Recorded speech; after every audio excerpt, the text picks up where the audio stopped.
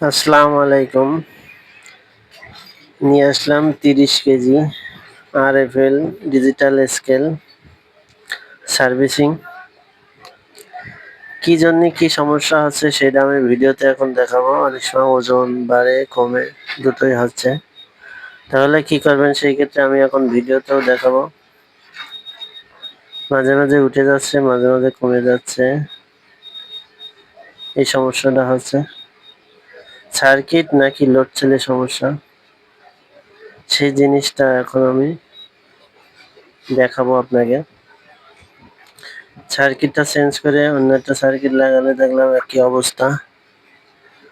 সেই ক্ষেত্রে কি করব, লোড সেলটা লাগাই দেখি লোড সেলের কি অবস্থা। লোড সেলটা লাগানোর সাথে সাথে লোড সেলটা ঠিক হয়ে গেল। তাই মেশিনটার সমস্যা মূলত লোড সেলের। এখন আমি লোড সেলটা পাল্টাবো। পাল্টানোর পরে এটা আবার ওজন ঠিক করতে হয়। এই পুরাতন লোড সেলটা কেটে দিলাম। কেটে দিয়ে আমি এখন নতুন লোড সেল লাগাবো।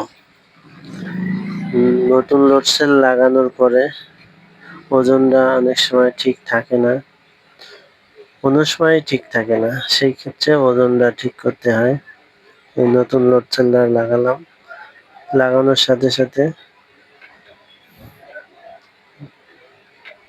এই যে জিরো চলে আছে, তার মানে ঠিক আছে, লোড সেলের সমস্যা এটা। যার কারণে সার্কিট পাল্টালেও কিন্তু ঠিক হচ্ছে না, লোড সেলটাই পাল্টাতে হবে। তাই লোড সেলটাই পাল্টাই দিলাম। আল্লাহ হাফেজ। একটু সাবস্ক্রাইব করবেন অবশ্যই।